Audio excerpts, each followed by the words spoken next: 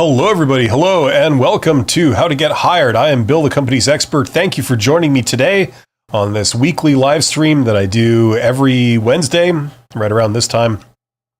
Thank you to everybody who's here. You guys are awesome. You're doing some self-improvement. That's why you're awesome. I see that Youssef is here. So thank you. And the title of today's episode is Management Interview Questions and Answers. So we're going to be talking about that and questions to ask at the end of the interview. So we're going to be talking about that too, probably in reverse order. Special thanks to my YouTube channel members. You guys are awesome. Membership has its privileges.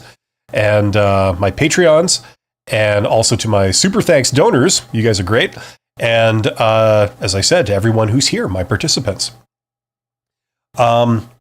Let's get started. I had a couple of things that I wanted to do here. I got a comment on one of my videos talking about the salary question. You know, when they ask you in a job interview, you know, what are your salary expectations, right? And like I've talked about many times on this channel, this is a problem for a lot of people because if you say a number that's too high, then maybe you price yourself out of the running.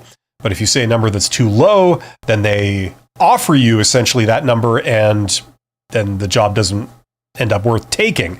So it's a bit of a trade-off. The other thing is that what you want to do in this question, as hopefully most people will recall, is you want to try and avoid giving a number. And if they absolutely put the screws to you, you give a range, really low to really high, where both of those numbers are still technically possible, but they're still reasonable, but they're a stretch. So that's the answer I'd recommend. And then if they push you further, you say, hey, look, that's all I can give you at this point. So I'm sorry. If you just want me to pick a number out of the air, that's not going to do either of us any good. Now I got a comment, somebody saying, you know, just say a high number and stop wasting everyone's time. Wrong, because the problem with that is that, you know, they're also trying to eliminate people who are in it for the money. So, you know, and what's actually going on that a lot of people don't realize is that before they talk to you, you are a faceless name on a resume. Okay. So the only thing that they're looking at that point is price. Okay. To assess your worth. Or whether you're a good candidate. Like if you're qualified, yes, but beyond that, they know nothing about you. So then they go on price. The idea is that once you get down for interview, as a lot of you guys know, then they start getting to know you. And once that happens, something really cool happens, which is that they start to find you attractive in a business sense. They say like, wow, this person has a lot of skills and talents they could really bring. And they're also really, really awesome. I enjoy being in the room with them. I'd love to work with a person like that. You know, so now they're seeing extra dimensions to this, right? So they're not just going off price. So the idea is that the goal is that you want to stay in the running long enough, you know, for them to see your value, and then they'd be willing to offer you a lot more money later on than what they thought they would at the outset. That's a very common scenario. So, or scenario, depending on where you're from. So that's the deal. So if you take that attitude and just say a high number and stop wasting everyone's time, you'd probably fail the interview. That's the problem with it. And if you're too cool to be there and you're too cool to talk to them, then what the hell are you even doing there? Like if you get down there and then conclude that, you know, I'm too cool to even like, you know, talk to you, then what the hell are you doing? You know what I'm saying? If you're there, you might as well make the best case for them hiring you. And then you can, after you've got an offer in your hand, then you can worry about salary. That's usually the best approach, but whatever. So that would be my response to that. As always, like you see on the screen there, if you want to go deeper with the stuff, if you're having problems getting hired right now, check out this course. Okay, more on that later.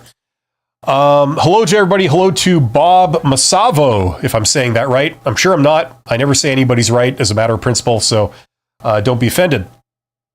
Okay, let's move on to the first topic we're going to cover today. This is questions to ask at the end of the interview. So what this is usually the vast majority of job interviews that you go to, they are going to be asking you towards the end. They'll say, "Do you have any questions for us?" Right? And it is bad to say no, and it is bad to sit there like an idiot going, gee, let's see, right? You come across like you're unprepared. You come across like because you couldn't even take the trouble to think that far in advance or wonder anything about this employer or this job. You come across like this job is not important to you, and that really counts against you in the running. Okay, so you want to have questions ready to roll when they ask you this. Whether or not they prompt you for it, they're still good to ask, right? So even if they don't prompt you and say, "Do you have any questions?" As you're winding down the interview, it's good to start asking them a couple of questions anyway. Okay, now I'm going to give you some examples here of stuff you could ask. All of these are, it's open season on whichever one of these you want to pick out. But you could ask them about expectations for the role. So you'd say, if I was in this role, what would be your expectations for me within the first 30 days, 60 days, and 90 days, right? So you can have an idea of how the onboarding is going to go and how quickly you're going to have to get over the learning curve. Okay, that's an intelligent question. They will like that you ask that question, because it shows that you're thinking ahead. It helps them imagine you in the role, right? And it shows that you're tuned in to what's going to be expected of you, okay? Another good question is to say, how has this position become available, right? Maybe somebody retired, right, and they're replacing them, or maybe they are creating a new position. So this is a first-time role, in which case you'd want to maybe get the background on that. Why are you creating this position? Is it some manager's pet project, or are they growing or expanding, right? That would be useful to know. You could also say, what's the biggest challenge, right? The challenge question. So you could say, what's the biggest challenge as you see it for the person that's going to be in this role, right? Or you could vary it. Say, what's the biggest challenge that this industry is facing right now, in your opinion?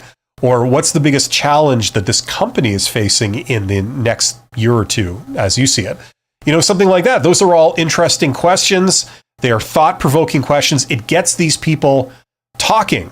They talk about the role. They talk about what's expected, and you learn a bit more about the role when they start going off on this stuff. And if they should mention, "Oh yeah, I think the biggest challenge is going to be AI, blah, blah, blah," and you haven't mentioned AI in the interview or something, and they're talking all about it and saying it's super important for this role in this company, that gives you a chance then to say, actually, I know quite a bit about AI, or, whatever, and speak to these things, right? So you get some extra points right at the end.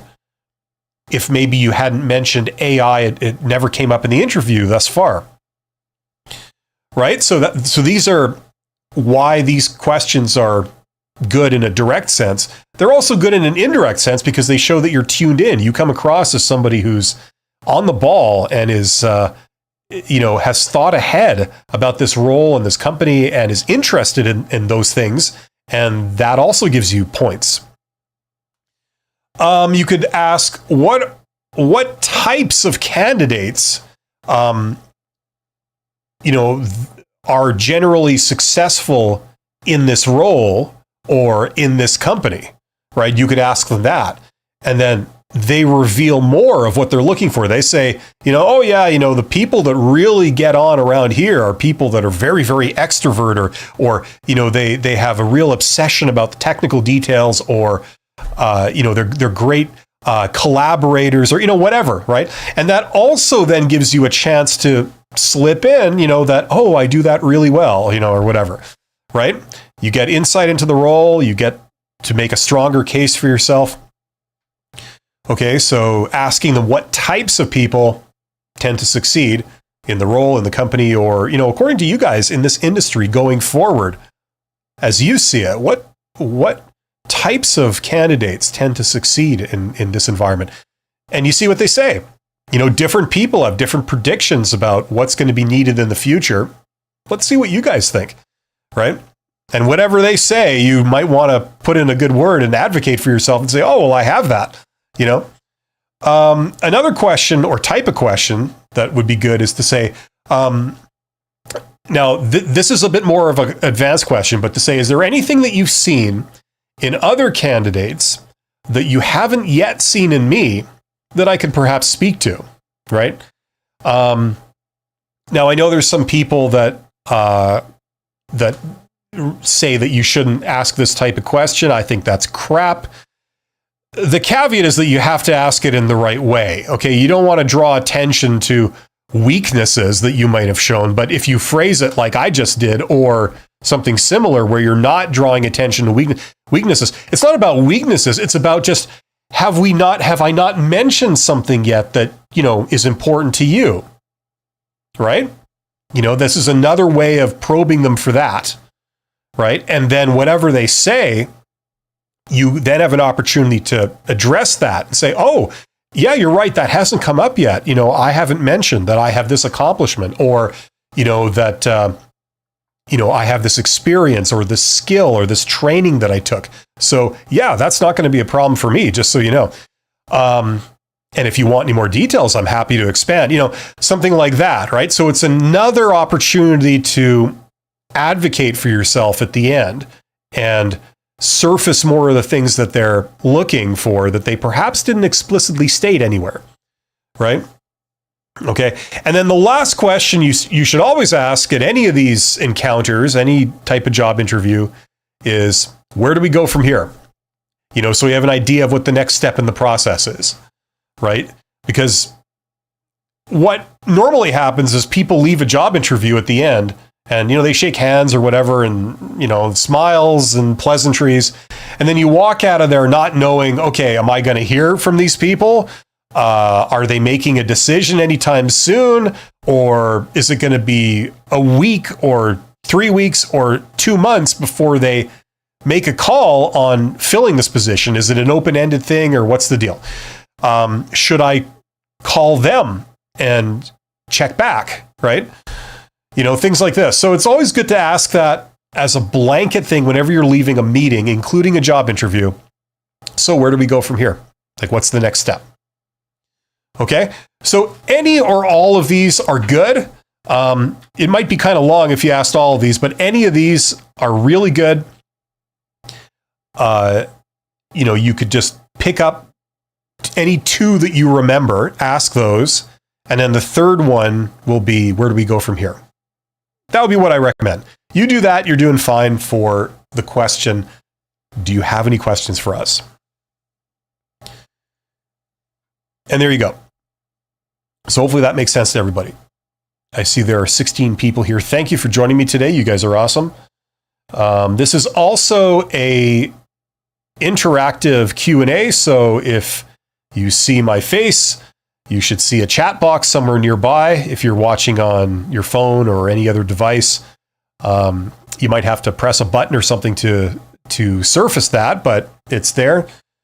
I'm going to cover the main topic of this live stream, and then I'm just going to purely go to questions. So if you got any questions, ask them in the chat, and I will answer them in the order that they come in.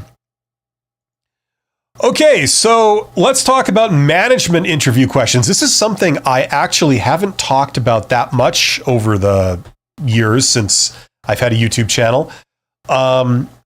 Simply because as you get to higher and higher levels of like when you're interviewing for positions of increasing responsibility, kind of counterintuitively, they get less and less structured, right? So it's for like entry-level jobs that you get the most structured interviews, the most formal, where, you know, they'll have like standard questions that they ask every single candidate, like verbatim, and they don't really give you an opportunity to speak freely. You're just being interrogated, essentially.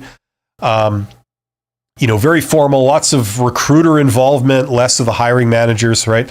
But as you get into sort of management positions, you get supervisor level, you know, mid-manager level, the various levels, you know, upper mid-management, executive, and then the various levels of executive. Like, I have no idea, to be honest, how they do it at like Fortune 500 companies at the executive level. I've never been in those circles, so I don't know. But for smaller companies and mid-sized companies at the executive level, even going up to the board level, I mean, they have recruiters and things that do sort of due diligence. They do background checks and things like this. But beyond that, when it comes to how the actual interviews are conducted beyond the sort of screening stage, it's very informal. So it takes the form of these unstructured, free-flowing conversations. There's not a lot of formal questions where they'll talk to a candidate for like a $500,000 vice president job and say, tell me about yourself. They don't really do that. But yet there are certain questions that people do ask. And I remember years ago talking to somebody who ran the most what's the word? Like the HR firm in my city that deals with the highest level jobs. And this person owns the company and they run it with, they have like several employees, all senior managers. I did work for them like way back in the day. And, this is a person who interviews like CEOs every 2 days, like CEO candidates every 2 days for mid-sized companies and for big companies too. And I did get to ask them, like, what questions do you ask? Like as our standard questions that you ask? Because I was up for a few CEO level jobs and stuff, and I got interviewed, but I didn't know if there was like standard questions. So this individual did tell me some stuff. But I'm not sure if it's a complete story. So I'm sharing a combination of that plus my own experiences today. Okay, so let's get to it. So management interview questions. A common interview question they're going to ask, this is one of the few sort of standard interview questions for upper management and executive roles is, what's your leadership style? I hate that question because it's really formulaic, and you don't get a lot of formulaic questions at that level, but that is one of them. I was asked this for a CEO role. I was asked this for other upper management roles. I don't know if I have time to do the answers to the problem is once you get to that level, there's no like one right answer or phrase. This stuff goes beyond that. We're not at that level where like you say the magic words and then you pass. It doesn't really work like that. It depends what they're looking for. Okay. And, but I've answered this question. I've given everyone a sort of cookie cutter answer to this. And the short version is that there's no one leadership style that always works in all situations, in all environments. So the more correct answer is to say, I adapt my leadership style to the situation. And in particular, I've been known to employ, you can use any number here, but I would say 4 separate ways of doing things, particularly in the decision making, and as much as I can in the leadership side of it, the influencing side. And then I would go through them. Now, in the past, I've talked about an autocratic leadership style, which means you come in and you act like a general, and you just give out orders and people obey. And the only time in my career that that's been really appropriate is when you're in emergency mode.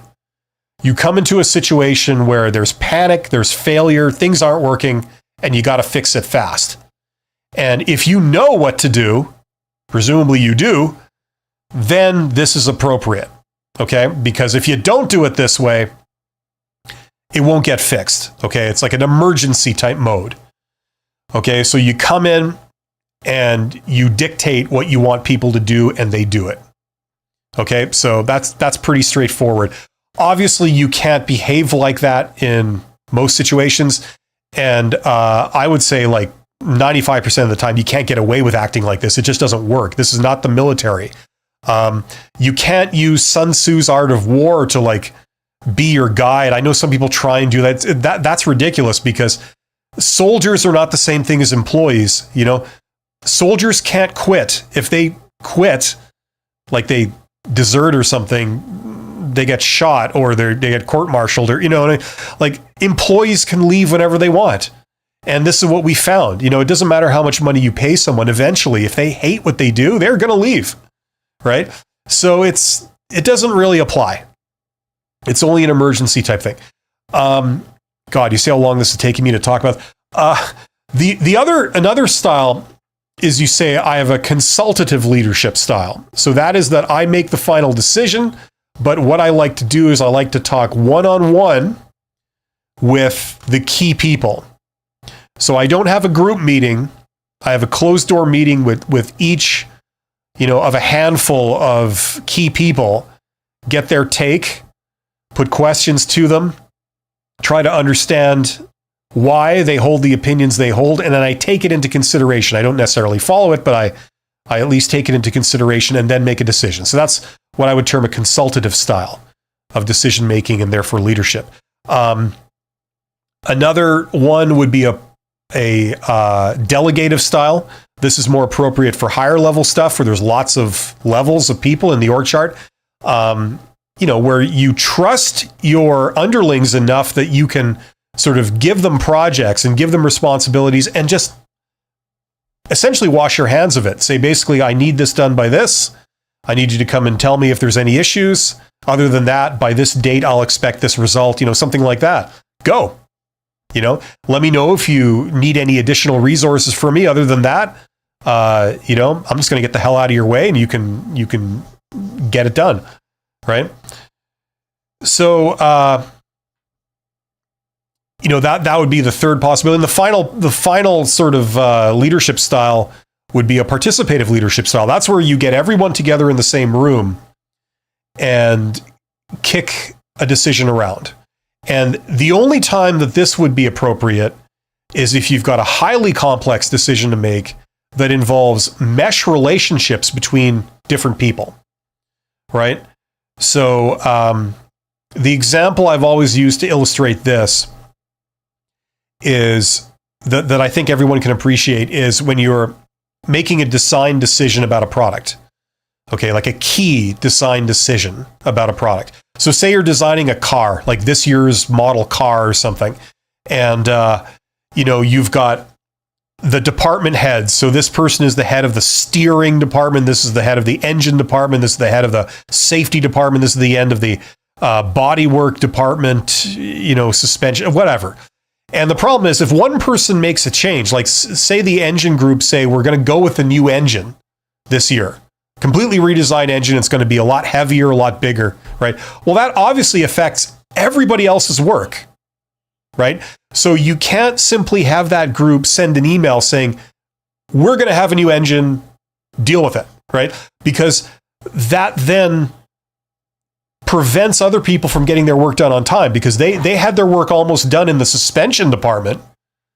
And then they got this memo saying, by the way, the specs have changed. Now we're going with all this extra weight at the front of the car. So you have to redesign the suspension system because the old one won't take the weight of the new engine, right? So it's not as simple as just issuing emails to everybody else. You've got to get everyone in the same room and you've got to kick this problem around, and all the communication can't go through me. It has to come directly from the people to everyone. So it's very much a collaborative decision. That's when you need that kind of structure. Other people like to do this leadership style because of political reasons.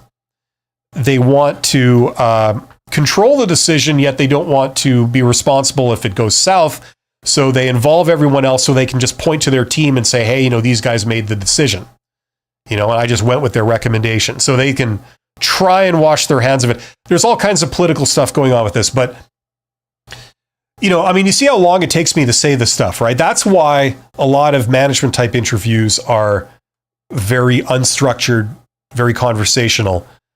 Even a formal question, a standard question like, what's your leadership style? It just goes off into all these different ideas. So you basically say, I would adapt my leadership style. I've been known to do certainly these four, among others, depending on what the situation requires, right? And I have the ability to ascertain which would be more appropriate in what situation, and I switch it up. As far as you can get a standard answer, that's what I would say to that one. right? So if you're going for an upper management type role, or even like a sort of mid-manager type role, you may get that question, and that would be the general approach to answering. That's how I would answer it, put it that way, and have answered it in the past. Let's just, I think it would be maybe easier to go through the questions, and then we'll get into a Q&A perhaps about the answers. Okay, so another common interview question, or I'm given to understand as a common interview question, is to say, how would you handle conflict among your subordinates, especially if it starts affecting their performance? That would be a common question. You have to have a good answer for that. The blanket answer to any kind of question involving conflict is usually communication, and that's because that reflects reality, right? If you got two people, they got a very contentious relationship, you want to basically talk to them individually about it, behind closed doors where they can speak freely, and then you want to eventually get them together, right, to address it, right? And I base a lot of that stuff on some experiences I had earlier in my career where I had a manager order me and another guy I didn't get along with to go to lunch one day. Just go to lunch and talk about something other than work. And we did. And I was amazed at how that helped. So anything with conflict, it's basically the answer is some form of communication, and the details of how you would do that. That's also, perhaps you might get that question for leading a team, right? If you're like a team leader, maybe at a lower level, perhaps you might get that question too. Okay. How to motivate your team. How do you motivate your team, right? Everybody's going to have their own answer to that.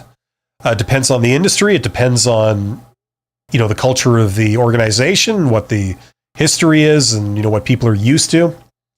How do you measure success? Okay. I generally hate vague questions like that. I prefer them to be more specific, but you do get asked these general questions. And me personally, when I get general questions, I give general answers. So, I would say something along the lines of goals and stretch goals. I make sure that both are clear. We're going to shoot for this. And, you would incentivize the different results and all this kind of stuff. How do you make important decisions, right? This is going to be very similar to what's your leadership style, right?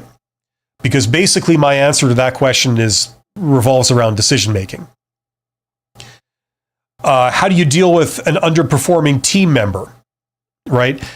This is also, I believe, more of a standard question at this level, because it's kind of basic, because once you get to the upper management or upper middle management anyway, this, there's a standard answer. You go through the proper requirements as per HR, and there's a standard process for that.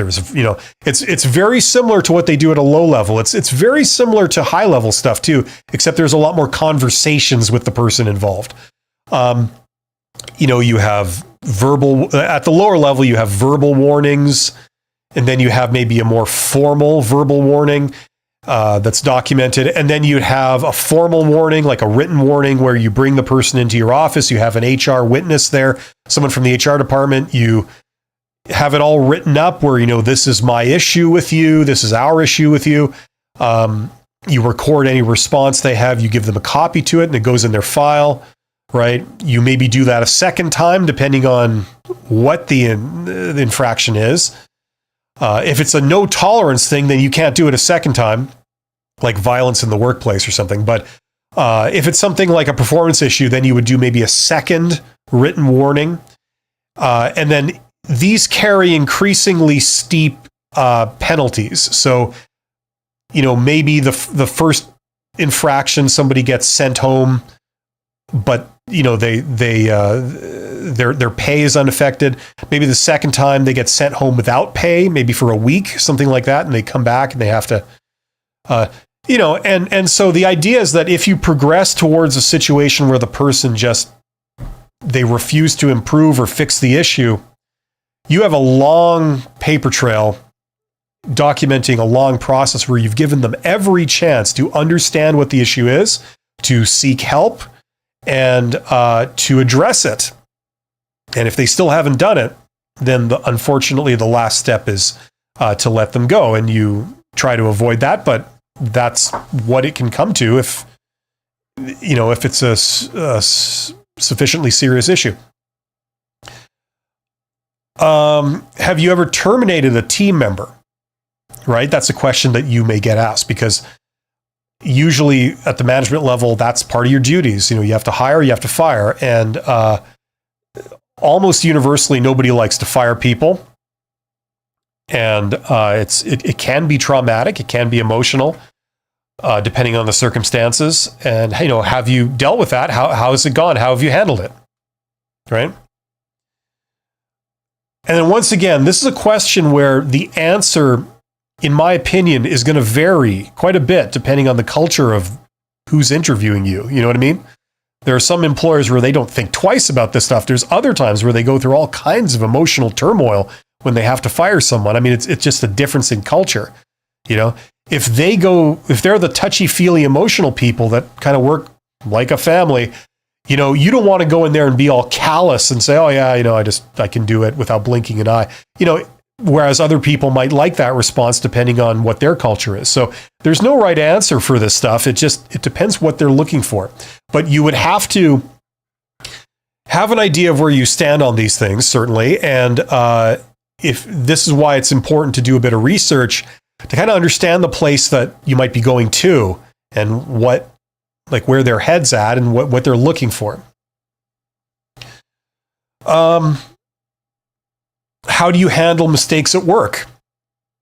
I've been asked that. I hate those type of questions because, once again, they're very, very general.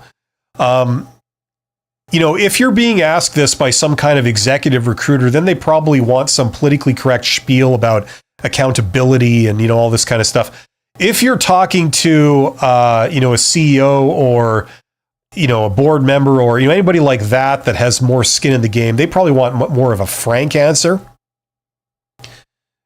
With some examples, and they might want an example of maybe something, I don't want to say trivial, but something maybe technical, routine, a routine mistake. Nobody's perfect. And then maybe if you can, they would want an example of something a little bit more serious. You can frame it in the guise that I was just starting out and I did this early on and I learned quickly that that's not what you do. And this is because this is what happened. This is how it turned out. And this is how I've learned. Right. And this question, which came right from my acquaintance there, who runs the highest level, most professional executive recruitment firm in my city, they made mention to me that a particular favorite question of theirs at the CEO level was, where do you get your info? Like, how do you know that the info you're receiving is valid, is realistic? It's what's actually occurring. How do you get your info, and how do you verify that it's accurate? Right? So be prepared to answer that. And once again, that answer, as far as I'm aware, does vary quite a bit depending on what industry you're in and, what size of the organization is and other factors like that. So, okay, so those are certainly the questions or the types of questions that you can expect for those types of roles. You're going to have answers. You're going to have answers for these.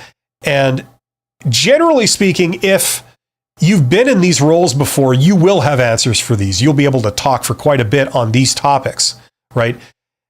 And as I say, they're usually in all the situations I've been in, they've been very, very conversational. So depending on what you start out saying, they then prompt you for more detail or they steer it in whatever direction they're interested in. This kind of thing. So I'm going to open it up to questions. We're going to get in the chat here. And if you guys have any specific questions you'd like me to go into, I can certainly do that.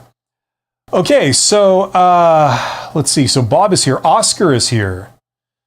Oscar says, today I had an interview. HR asked me about two persons or characters in a personal, professional situation, I guess, that I admire the most. I don't know, what is this question about? Can you help me, please? Okay, this is an example of, this is an example of when they hire people that have degrees in psychology to become recruiters. They end up asking silly questions like this. What they're trying to get you to do is to talk about, some kind of value or some kind of skill or some kind of quality that they are looking for in the candidate for this role. So for example, let's say that they're hiring for a role where, they're looking for someone extremely organized. Okay. Maybe it's a archivist or librarian type job.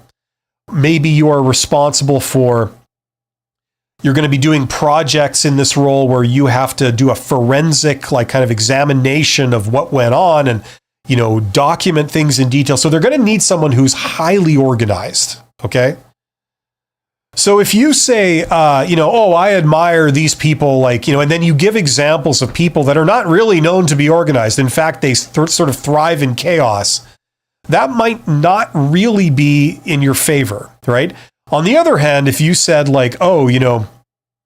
I look up to this, famous nuclear physicist, and, because of this reason, they made this discovery and they did it by the laborious and painstaking, work that they did of scanning the sky for, objects. And that's how they discovered, Pluto or whatever, this meticulous sort of thing that they did. And that's how it led them to discover this effect that was going on. And then they looked deeper into the effect and then they discovered this principle, so it's like that rigorous sort of discipline that they had to, and then when you're saying this, the interviewer is going that's great. That's great. You like that? You think that's a great quality? Then you're our person, like that, right? You're what you're saying is gold to them, right? They're hoping you would say something like that. So that's what they're disguising the real question as, right? Does that make sense? Continuous Improvement says, Oscar, did you answer Bill Todd, the company's expert? Thank you very much, Continuous Improvements. That's very flattering. Who says, the long gap unemployment, a death sentence for seeking a new job. Yes, it is. If you go through certain job search strategies, for example, if you are applying to posted jobs and then you are sending in an application, you're talking to a recruiter and you're going in with potentially hundreds and hundreds of other applicants and maybe a dozen other interviews or a handful of other interviews. When they compare you side to side with hundreds of other people, a work gap in their view is a liability. Okay, so you are at a disadvantage. It is the same problem if you are changing careers. You see, if you're changing careers, you might have had lots of a long career behind you, but it's all in a different area to what this job is. You see, you're changing careers. You're going to a different area, right? So it's the same problem, because if you are assessed the way a recruiter assesses people, where they look at, they don't want to hire the best candidate. What they're looking for is the lowest risk candidate. That's what they're looking for. Someone who's technically qualified, but then they have the lowest amount of risk factors, right? A risk factor would be something like you were fired from a previous job, or you've been out of work a long time, because they don't know. Maybe there's a reason why you're out of work. Maybe nobody wants to hire you because of a certain reason that's valid, and they don't know what that is. So all they know is that other people don't want to hire you, so maybe we should play it safe and not choose you because of that unknown risk factor, right? So the way they assess these things, you are at a disadvantage. The way you get around that, not to sound like a broken record, I always say this, is networking. How do people change careers? If you've had a long and glorious career for 25 years as a sewage treatment attendant, but then you say, you know what, I want to start a new career as a teacher. How do people get those jobs? Well, basically, if they were to put in an application, it would be an automatic rejection if it was looked at by a recruiter. Because the first thing a recruiter is going to look at is how many previous years experience do you have teaching?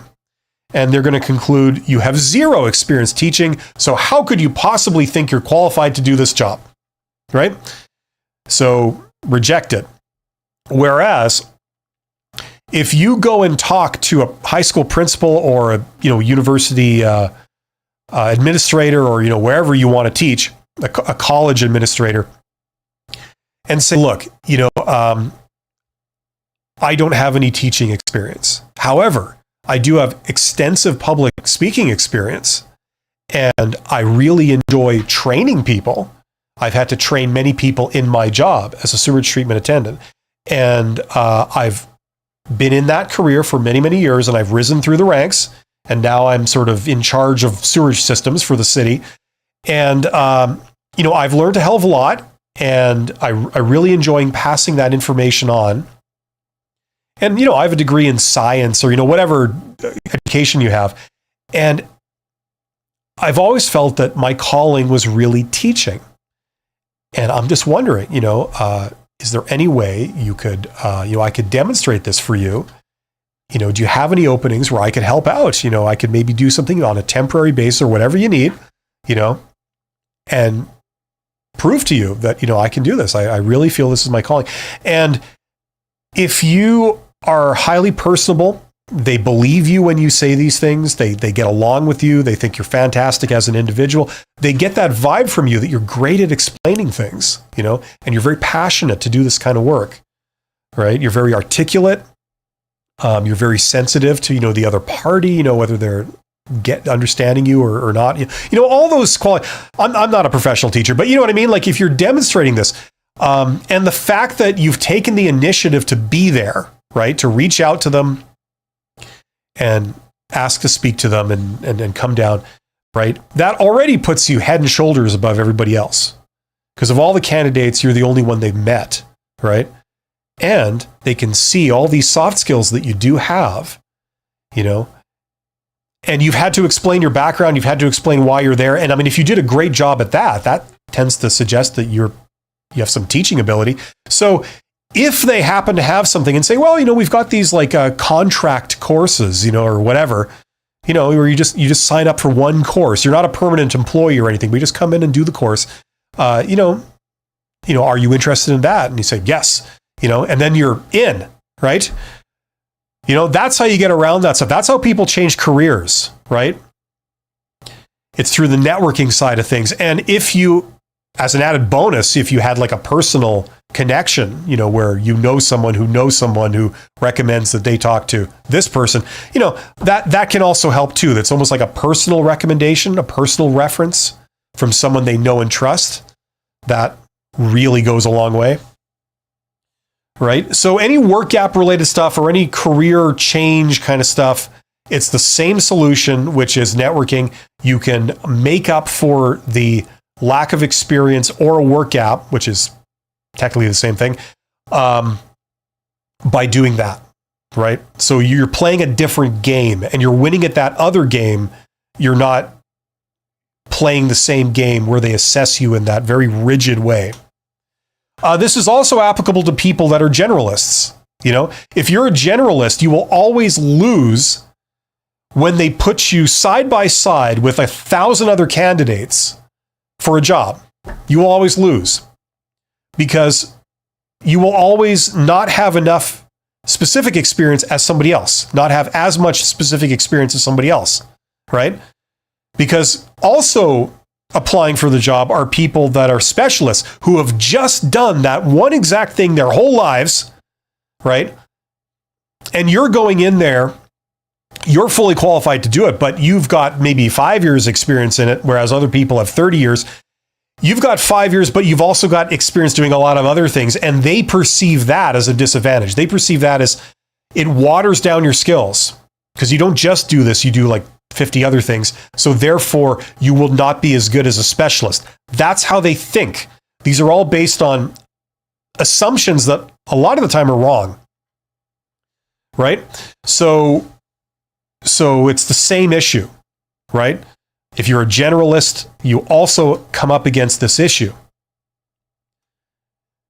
So you fix it by getting a job through networking rather than going through standard channels, which is responding to a job post online and then talking to a recruiter, right? I could go into that. I always go into that. I'm just going to spare you.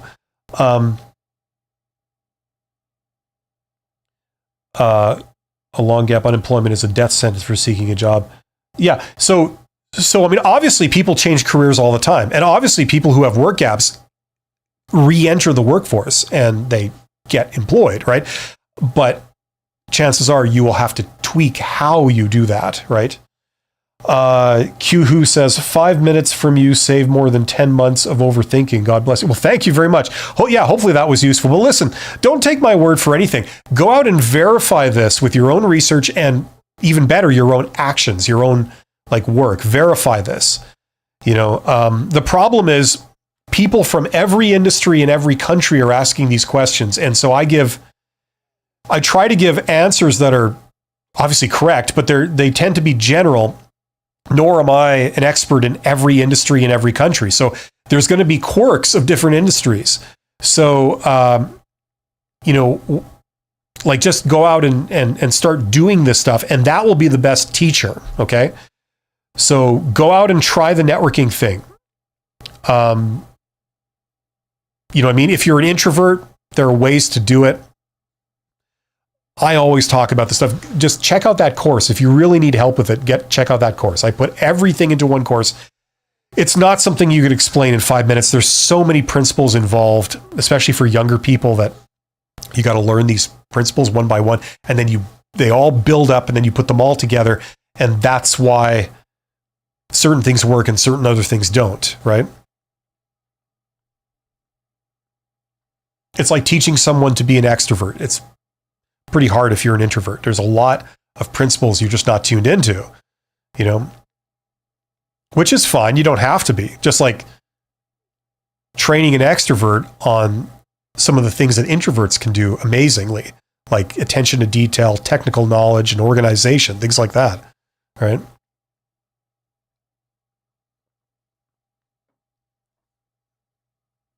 We're not getting a lot of questions. I see there's 22 people here. Guys, get in the chat. Let me know if you're wondering anything, especially about management interview questions, which is, after all, the topic of today's live stream, and I will do my best to answer them for you. I am going to be back later. Hopefully we're not done yet with this live stream, but I have another one scheduled later today called Honest HR Nitrous, where we try and keep it real a little bit more about some of the idiocy inherent to job search and in recruitment and selection. I've been on both sides of this, and I've got a lot of strong feelings on it built up over the years. And so we talk about some of those. There's a lot of contradictions, and there's a lot of silliness and inefficiency and incompetence that is on display when it comes to the recruitment and selection function of HR. And I'm sure you guys have noticed that too over the years, if you've been at this longer time. And it's understandable that people are confused as to what to do. And I find that a lot of people giving advice about this stuff happen to be recruiters. And that's great. There are some great recruiters out there.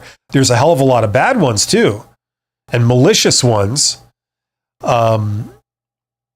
Generally, those are the ones that don't care enough to give advice about it. But there's a lot of sort of silliness going on out there.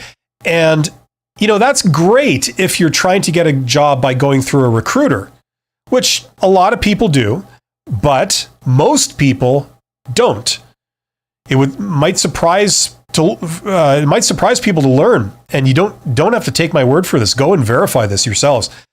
that the vast majority of people, who are in jobs, if you ask them, how did you get this job? They will not say, I answered a job ad on the internet where I didn't know anyone at the company and I didn't know the recruiter. They will say, I got it through some form of networking. Either I knew someone at the company or I reached out to the company, or the organization, and they were my sort of liaison to get in, right? They were my personal contact. They made a personal recommendation. They advised me how to get my foot in the door.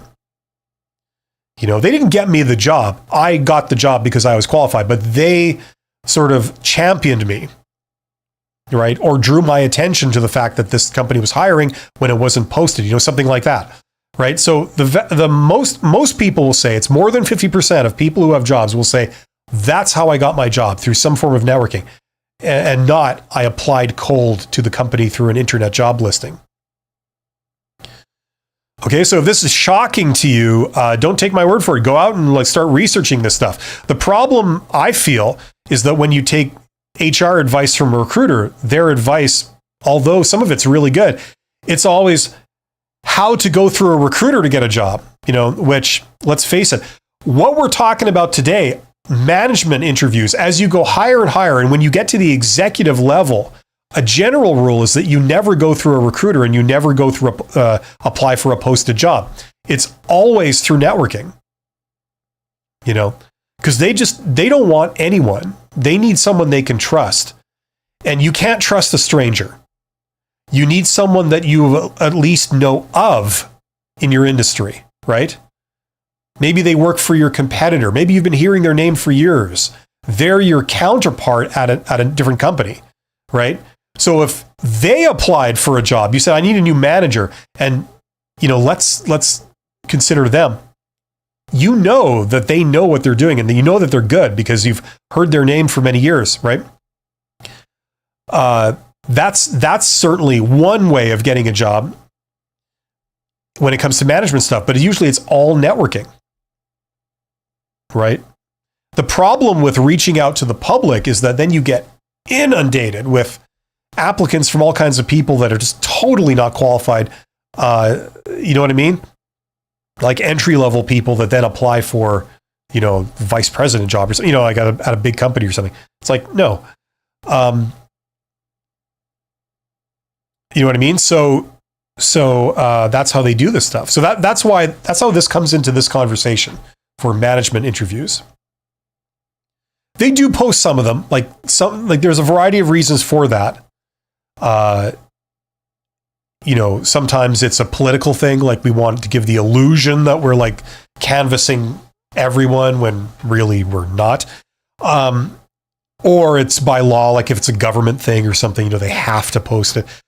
Or it's through other particular reasons. They want to send a signal to shareholders or other stakeholders, about what they're doing, stuff like this.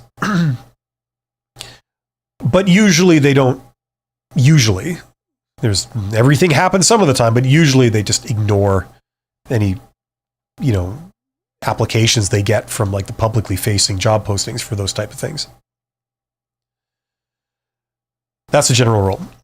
Okay, we're really not getting any questions, so I'm probably going to wrap this up. There are 26 people here. Thank you for joining me today. Hopefully you found this interesting. If anyone's going for a management level type job, if it's perhaps you're at the supervisor level and you're wanting to make that jump into management. As I say, if you're looking for help on how to get a job and how to do the networking thing, especially if you're an introvert, check that out. Okay, there's a link in the description. Also, there's a lot of information I have on it, so you can learn all about what it is and what it does. There's this here if you want to learn business, because if you're going to try and get a management type job, it really helps to know what to do. And getting an MBA is very, very useful if you're going to be a manager. It's the study of business, what works, There's all kinds of silly arguments online of whether an MBA is useful or it isn't. Of course it is. It's like saying, do I really need to go to med school if I want to be a surgeon? Yes, you do. There are a lot of people saying, well, all I have to do is hang out in an operating theater and watch what the surgeon does. And if I see it enough times, then I can do it. I'm going to shadow them and I'm going to pick it up that way. And then I'm going to start doing it. And then I'm going to be good at it. Every bit as good as someone who's got a fancy degree. Yes, you can. I don't know about surgery, but that principle does apply. The only problem, of course, is that let's say the job changes in the future and what they used to do suddenly doesn't work anymore because of new technology or a new competitor or new economic conditions, new laws, right? Then you're screwed because you have no idea about how to do anything other than what you've seen, right? That's where theory comes in handy, right? So, you know what I mean? And we live in a constantly changing world. Like, look, AI is here right now. That's changing enough things. So you can't always look to the past and say, this is how you do that thing. It's like, no, you've got to predict. The old stuff doesn't work. What is going to work, right? That's where you need theory. So look, if you realize this, great. If you don't realize this or you disagree with me, that's fine. But for those of you who think that learning business is good, if you want to be in business, check that out. I created that. I have an MBA myself. This is the most bang for the buck you can get for learning that material. And finally, if you want to tack on skills for more executive management, like communication skills, like what you say and what you do in different situations, check out this. My screen is backwards, so it's hard to point in the right direction, but my Write Like a Professional course, that's specifically about, how to deal with high level communication and what to say as well as how to communicate it. So if any of those sound interesting for what your goals are, check out the links in the description.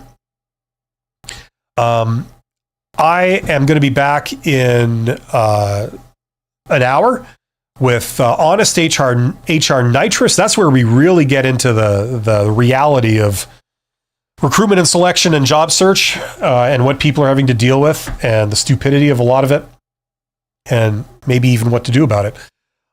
Thanks for everyone who's been here. Q who says I'm going to take the course. Well, thank you, Q. Not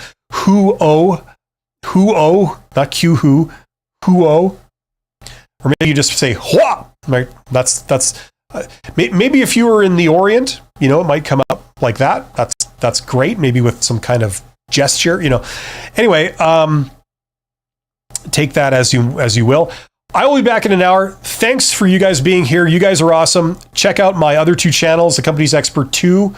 I'm putting clips of answering specific questions on there, and Company's Expert 3 for more of the business topics. And I will see you again later today.